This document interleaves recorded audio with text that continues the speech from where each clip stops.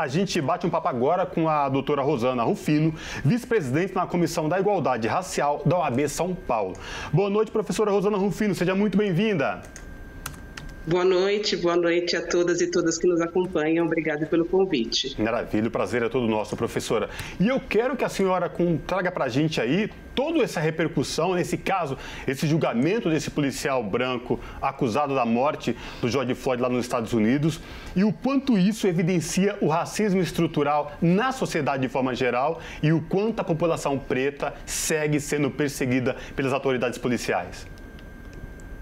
Bom, o que nós vimos, desde o acontecimento, desse fato tenebroso, que foi um retrato puro dessa violência institucionalizada que permeia toda a sociedade, não só a estadunidense, mas também a sociedade brasileira e em grandes partes do mundo. Uma violência, contra corpos negros, em sua maioria, e também pessoas pobres e periféricas, que apesar de não ser uma violência regulada ou legalizada, permite esse uso de violência irrestrita, Policiais se sentem legitimados para agir com força bruta, utilizando práticas de tortura, de humilhação, usando da posição de autoridade, para abusar das pessoas. Nós vimos esses assassinatos e julgamentos sumários, como se estivéssemos na época de que os julgamentos eram feitos em praça pública, sem o menor pudor, E, infelizmente, a despeito de toda a repercussão do caso, com a mobilização do movimento Black Lives Matter, pedindo reformulação das políticas de segurança pública por justiça, por combate ao racismo, são exemplos que a gente continua vendo acontecer na sociedade e ao redor do mundo todo, inclusive aqui no Brasil. Doutora, esse episódio, claro, causou toda essa comoção. Teve aquela imagem bem icônica da delegacia pegando fogo, bem bonita a imagem, tecnicamente falando, inclusive, que rodou o mundo todo. E isso acabou gerando, na época, um sentimento de que aqui no Brasil o racismo não seria objeto de revolta, o que não é verdade.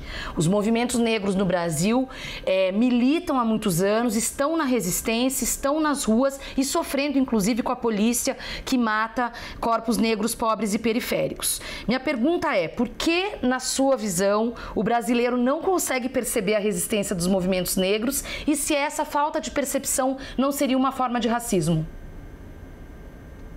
Sim, eu concordo que seja uma forma de racismo, porque é o silenciamento das nossas lutas, Nós vemos casos de familiares de jovens mortos que saem para protestar, e são vítimas, revitimizadas pelo próprio Estado, pela própria polícia, que são dispersados, que são agredidos novamente pela própria polícia, ou quando você vê uma manifestação nas ruas, as pessoas queimando pneus, por exemplo, as pessoas reclamam daquilo, está atrapalhando o trânsito, eu não vou chegar ao trabalho. Quer dizer, você não para refletir qual que é a pauta social que está ali sendo discutida, Então, sim, é uma forma de silenciamento e de invisibilização das nossas lutas, é um reflexo do racismo. Doutora Rosana Rufino, outra frase muito usada e ouvida aqui no Brasil, nos conflitos policiais, muitos deles quando causam mortes da população preta e periférica, foi vítima de bala perdida. Mas o que chama a atenção, doutora Rosana, é que essas balas perdidas, elas têm um alvo, São alvos de pessoas pretas e periféricas, na sua infinitamente maioria. Como que a senhora ouve essas frases ainda em 2021, que as vítimas da população preta e periférica são vítimas de balas perdidas?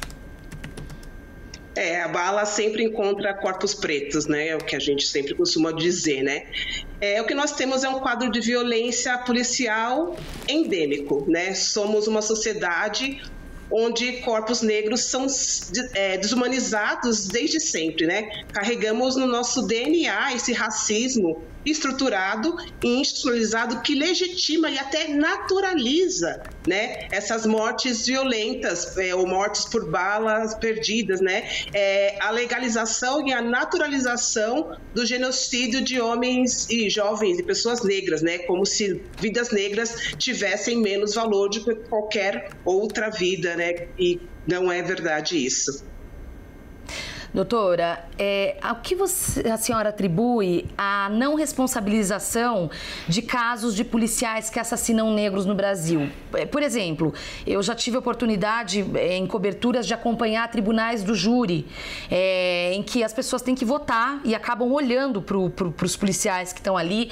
Na avaliação da senhora, existe um medo, né, desses jurados de responsabilizar esses policiais, ou existe aquela crença do policial herói que tem boa fé, enfim, na sua avaliação? Se a gente parar para pensar, o Brasil tem uma taxa de letalidade policial até 6 vezes maior que em países como os Estados Unidos, né? Mas a impunidade é uma marca dessa violência policial, né? Na punição por assassinato ou outras violações contra a população, no modo geral, né? Se o caso não repercute na mídia, por exemplo, como acontece com as maiorias dos casos de violência policial, primeiro a gente enfrenta essa dificuldade de denunciar as agressões, né? Ameaças, intimidação de vítimas e testemunhas, e chegando no ponto dessa questão da impunidade, por exemplo, dentro dos tribunais, né, nós temos toda aquela mística também, acho que da ditadura, de carregar essa imagem, né, de policiais como os heróis, como os salvadores da pátria, né, a própria entidade, né, a própria instituição, quando pune esses agressores, eles são afastados, né, do policiamento de rua e são levados para funções administrativas. A gente vê esse histórico de impunidade, acho que está enraizado também, né? Mesmo quando a gente discute um procedimento de investigação ou chega à esfera judicial, não se discute as discriminações raciais que aquela vítima sofreu. Durante a abordagem, né, a polícia é um órgão que tem muita autonomia e que tem muita essa mística mesmo, achei, de herói, de salvadores da pátria. E acho que isso que dificulta que um júri entenda que ali que ele não agiu, que não foi uma fatalidade, que não foi um acidente, que não foi o calor da emoção, que foi um crime cometido por um ser humano contra uma outra vida, né, que tirou a vida, né, violentou alguma outra vida. Doutora Rosana, por que ainda é tão difícil condenar policiais envolvidos em assassinato de pessoas? E aí eu vou abrir esse leque, não só as pessoas pretas periféricas, em sua grande maioria, é o que a gente ouve e registra praticamente diariamente aí, mas de forma geral, por que ainda é tão difícil condenar policiais quando tem esses envolvimentos em casos de assassinato de pessoas, e aí aquela dificuldade toda de investigação, de inquérito? Por que ainda é tão difícil, professora? A gente tem, acho que uma das questões é o corporativismo, né, a proteção da própria entidade em volta desses agentes. Existe também uma falta de normativa com punições severas. A gente tem também a dificuldade de julgar policiais na justiça comum. Então, a justiça militar, né, reforça também esse corporativismo.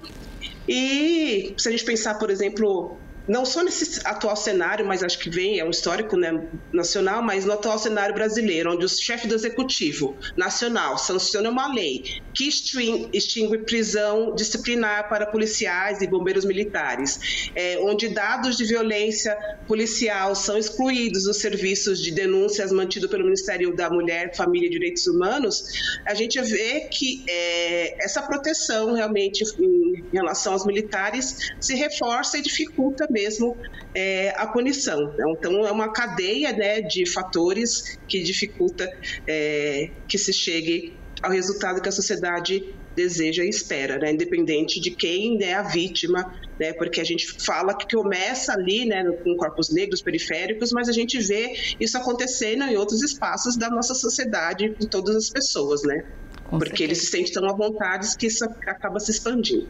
Com certeza. Doutora Rosana, o episódio do George Floyd suscitou um debate na mídia da importância ou não de dizer que aquela pessoa que morreu é negra e o policial que a matou é branco. Né? Isso, algumas mídias brasileiras, principalmente as alternativas, independentes ou contra-hegemônicas, como queiram, já faziam essa distinção, mas algumas mídias tradicionais passaram, depois do George Floyd, a dizer: este corpo negro foi assassinado por um policial branco. Isso foi visto como um paradigma dentro da mídia. Eu gostaria de saber se, na avaliação da senhora, isso é importante. Sim, é importante, né, a gente trazer esse viés racial nessa estrutura de poder que oprime corpos negros em diferentes esferas, né? E a violência policial é um reflexo disso.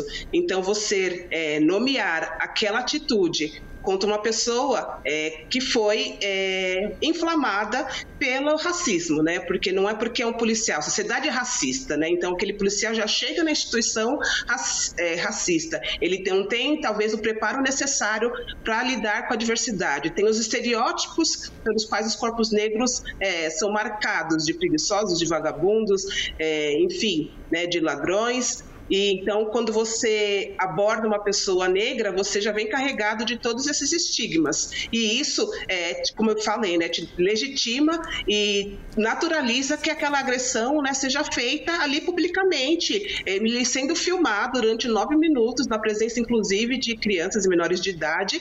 Ele permaneceu por 9 minutos torturando aquele homem negro até a morte, né, mostrando ali a sua superioridade branca, assim, em relação a todos aqueles que estavam ao seu entorno. Doutora Rosana, isso que a senhora falou também me chamou muita atenção. Um caso ocorrido aqui no Brasil, especificamente na Baixada Santista, de uma abordagem policial contra um jovem negro que estava andando de bicicleta. E aí esse jovem fala, um vídeo que viralizou, ele fala: poxa vida, já é a 3ª, 4ª vez que eu sou enquadrado. E o policial vira para ele e fala assim: vai ser enquadrado quantas vezes for necessário, quem manda ter cara de bandido. Como assim, doutora Rosana? Cara de bandido? Exatamente, né? O que é cara de bandido? É o que eu falei, né? Desse estereótipo, né? Que nos carrega, né? Enquanto corpos pretos, de pessoas que são bandidos, que são vagabundos, que são preguiçosos, enfim, né? O estereótipo que carrega, acho que você, né? Enquanto jornalista, você jornalista, ou eu enquanto advogada, mas você não tem cara de advogada, porque o padrão, né? De pessoas não criminosas e que têm posições privilegiadas ou de poder ou acessaram direitos é o padrão branco, hétero, cristão. Esse é o padrão que a gente acha que é o bom, né? Os corretos, e nós somos ao lado oposto desse estereótipo, desse imaginário social. É isso. Conversamos com a vice-presidenta na Comissão de Igualdade Racial da OAB São Paulo, doutora Rosana Rufino. Muito bom falar com a senhora, prazer imenso. Muito obrigada e até uma próxima oportunidade. Eu que agradeço, muito obrigada. Boa noite a vocês, a todos. Até logo. Abraço. Um abraço.